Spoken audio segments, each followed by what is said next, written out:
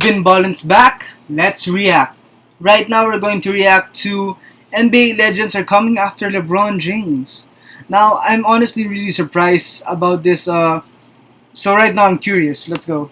This is a video by, of course, Jimmy High Roller, one of the best NBA YouTubers. Okay, now let's go. Shot clock to 5. Yo, this shot was James has to ridiculous. fire. And scores. Oh my! What a shot by LeBron James, off balance. Shot clock running down. He had no angle, and he drilled it. This is unbelievable. This is Jordan basketball. This is Rasheed Wallace, NBA champion. This is a 22-year-old LeBron James, and LeBron is in the midst of one of the greatest performances in NBA history, a game that has since been dubbed LeBron's 48 Special. LeBron scoring 25 straight points for the Cavaliers, propelling his team to a playoff victory in a classic overtime thriller. To this day, this is one of LeBron's hallmark performances, but if you ask Rasheed Wallace about this game, it's almost like it never even happened. Months ago, during an appearance on the $1 Million Worth of Game podcast, Rasheed Wallace was asked about his thoughts on current NBA players and how well they would do back in his era. One of the players that came up was LeBron James, and Rasheed had this to say. A beast or soft? Steph Curry. And we talking about from your era. We not talking about from this era. Would the game change? We talking about if they was playing in your era, would they be? Oh, soft. Okay. If you talking my era, soft. James Harden. My era, soft. LeBron James. He probably would have done good because with his physical stature, with him being a little bit bigger than a majority of the rest. So he probably would have held his own, but I don't think he would have been as successful as he is now. Like now is, man, you know what I mean? Like he doing it. Young boy doing it. You know what I mean? So, but it was a whole different era back then, bro. So, beast or soft?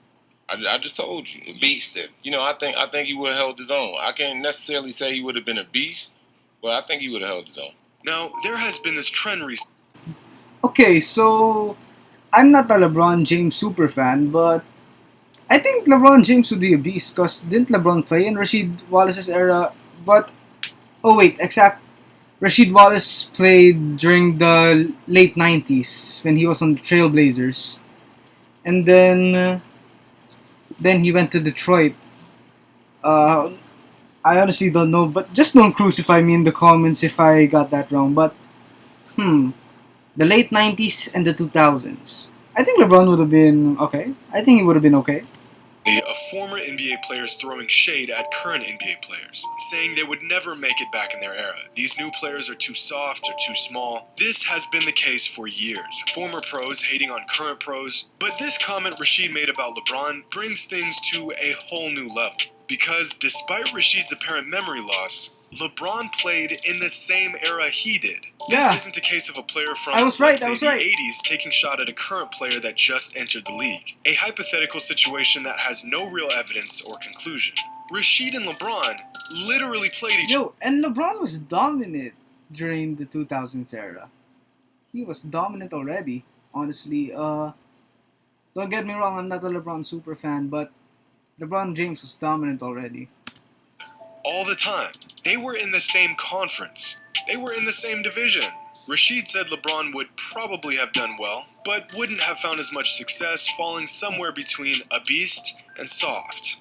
But history says otherwise. Now, Rasheed Wallace played in the NBA for 16 seasons, his prime taking place from the 1999-2000 season like I to said, the 2006-2007 season. LeBron James was drafted in 2003, right around the time Rasheed Wallace was at his peak. Rasheed's best season during those peak years was with the Portland Trailblazers when he averaged 19 and 8 a game, shooting 47% from the field. At the Okay, so that's where I was wrong. Oh wait, I don't know anymore. same time, a teenage LeBron James in his first NBA season was putting up similar numbers. And by LeBron's second season in the NBA, he was already a superstar at just 20 years old.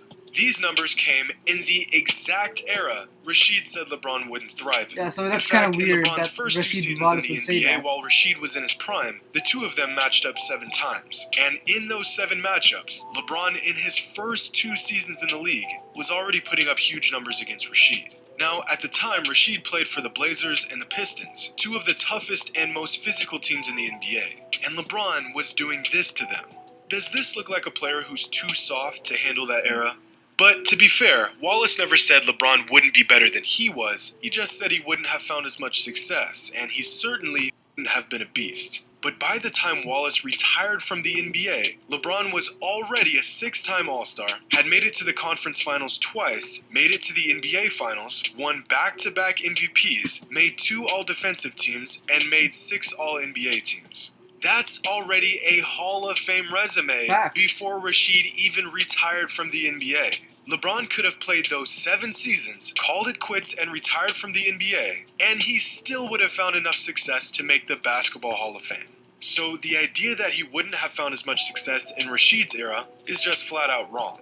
This statement from Rashid would be the equivalent to LeBron in 20 years saying that Luka Doncic wouldn't have dominated in his era. Not only does this not make any sense, it's literally, objectively, inaccurate. But here's the craziest part about this entire thing. Statistically, LeBron was just as dominant in Rashid's era as he has been since Rashid's era. In the 7 seasons LeBron played in the NBA at the same time as Rasheed Wallace, these were his numbers. And in the 7 seasons after Rashid retired, these are LeBron's numbers.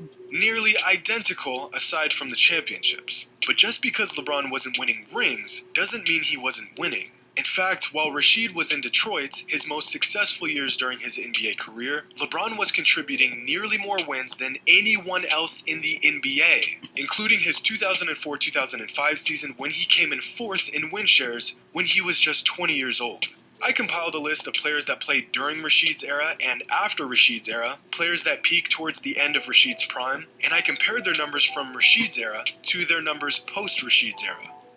And wouldn't you know it, there is virtually no correlation between the era and the success they had offensively. If anything, most of these players had less offensive output after Rashid's era. Keep in mind, every one of these players played against LeBron, Curry, Harden, Durant, all of the players Rasheed Wallace said wouldn't dominate his era.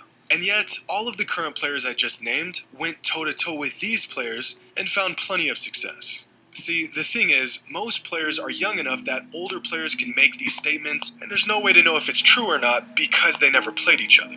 But LeBron's an old man at this point. Dude's been in the NBA so long that he actually played against a lot of these former players. We got the receipts right here. But what happens when a former player from before LeBron's time says he wouldn't cut it in a tougher, more physical NBA? So my last question. Oh, Dennis Rodman.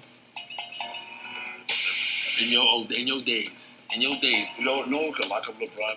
Me, like that Scotty could. Scottie Pippen would have locked up LeBron. Fuck yeah. LeBron is so easy to play. He's so fucking easy to play. He don't have any moves. He ain't got no moves. Where's he going? Where's he going? That's quick. Straight downhill, man. And just No, jam. that'll be shit. You stop that. Scottie Pippen for shut his ass down quick before I get to him. This game is too simple. He just big. Now 260, whatever, 6'8", 6'9". That's the only thing he got, pretty much. I play a guy 7 foot 300, so it doesn't really matter.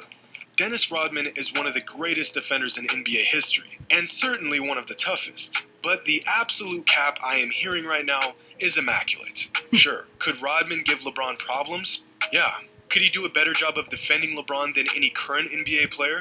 Probably. But Rodman saying that he could lock up LeBron is blasphemy. There's really no great 80s, 90s player comparison to LeBron, but let's take one of the greatest small forwards of all time, Larry Bird. When Rodman matched up against Bird throughout the 80s and early 90s, Bird averaged 25, 8, and 7 a game against Larry Bird Rodman was a and bucket, the Pistons. And most of these games took place when Bird was an old man with a bad back. I find it hard to believe that LeBron Larry would legend, struggle to find success against Rodman when a 33-year-old Larry Bird with a back brace was doing this to him. But Rodman said that one of the main reasons why he could stop LeBron is because his game is simple. He relies on his strength and athleticism too much, which makes his game easier to contain. So this time, let's see how Rodman did against a player who relied literally on his strength and athleticism throughout his entire career. Karl Malone, a man with a nearly identical build as LeBron. 27, 10, and 3 a game. Rodman couldn't stop or even slow Bird or Malone down, because as great of a defender as he was, good offense beats good defense. And LeBron is one of the most gifted offensive players the game has ever seen. On a podcast earlier this year, former NBA player Gilbert Arenas gave his 2 cents on this debate, and his stance was very clear. When people talk about, who was better, the 92 team or this and this team, and then you always say, what rules? what rules? What rules are we playing under? Are we playing under Sock'em Robot style rules? And you know what I mean? And if so, you're going to have to really let this group adjust to prison basketball. If you're trying to play this style, then this new style, then these 92 guys, they can't keep up because they don't have the equipment. They don't have the tools. They don't have the skill set. And that's why when back in the day when I was like, Dennis Rodman, they would have killed a 6'7", 210-pound guy, wouldn't be stopping LeBron James. Let it go. You wouldn't. He's a point guard. You were great at defending people who's back to the basket. He's going downhill. Your strength, your brute strength has no bearing on downhill guards. When you sit and say all the players are soft and they couldn't last in my era, it's false. It's a false statement. You're looking at the game from rules and adapting to it. Now, Rasheed Wallace and Dennis Rodman are both on record saying that they would also shut down Kevin Durant. What about KD? KD, same thing. I mean, once you get to know people's game, once you know people's game, it's very easy to play them. They're just long. They're just tall. Kevin Durant. In that era, I don't think he would have had too much success. Now he's a monster. And I'm starting to see a trend here. It's almost like Rasheed and Rodman are contributing Durant's success not to the fact that he's a 7-foot sharpshooting demigod with a handle, but rather simply because of the era he plays in. As if, similar to LeBron, if KD played in their era, he would be just another good scorer. One of many. But here's the thing. Neither Rasheed or Dennis have ever played against a player like Durant in their entire careers. There's never been a player like him. And if there hasn't been a single defender in Durant's 14-year NBA career that could stop him, what makes these former players think they could? I don't care what you do to Durant. Bump him, talk trash, hand check him, clothesline him, poke his eye out, it doesn't matter. The dude is still putting buckets on your head. That's how generational talent works. You cannot stop him. You can only hope to contain him. Doesn't matter who you are or what era you played in.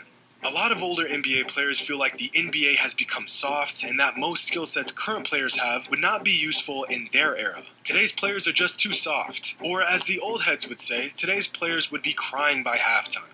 But here's the thing. Great players are going to excel in any era. That's what makes them great. Facts. Their ability to adapt to their surroundings and pick apart whatever you throw at them. Today's players complain about no calls more than ever because they've grown accustomed to drawing fouls over things that shouldn't be.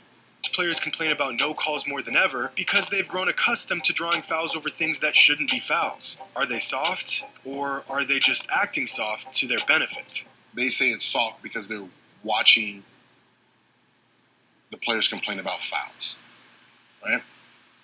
Well, we're complaining about fouls because the rules that we're being told us you can't do this, you can't do that, you can't do that. So, that's what we're going to argue about. Well, that's the rules. You can't say I'm soft because these are the rules and I'm wondering what foul is. If you was allowed to clothesline and we can clothesline each other, that would have been the style. Would have been there's no complaining because we know that's.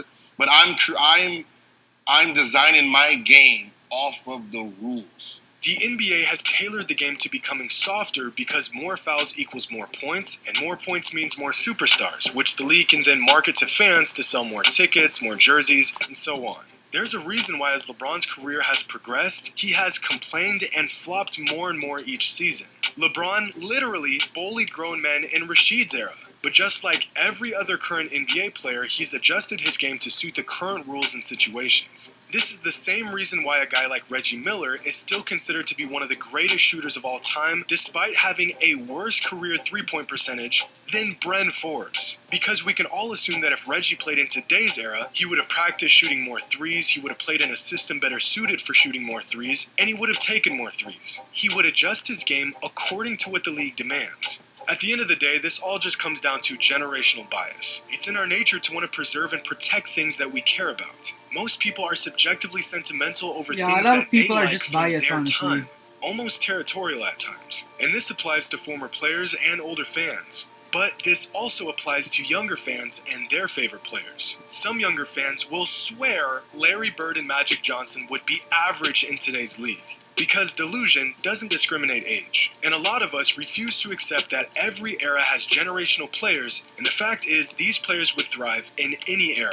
But very rarely do we have tangible evidence to actually prove this to be the case. I guess the lesson here is if you're going to call a player out in an argument about era, just make sure he didn't play in the same era as you did. Hope you all enjoyed. And as always, until next time. Right, guys, that's it for today's video. What do you guys think? I think it's just mostly bias, and honestly, I think Jimmy High Roller has a point, honestly, and the way he justified it with facts and research, bro, respect to Jimmy High Roller. Anyway, guys, thank you guys for watching. Peace.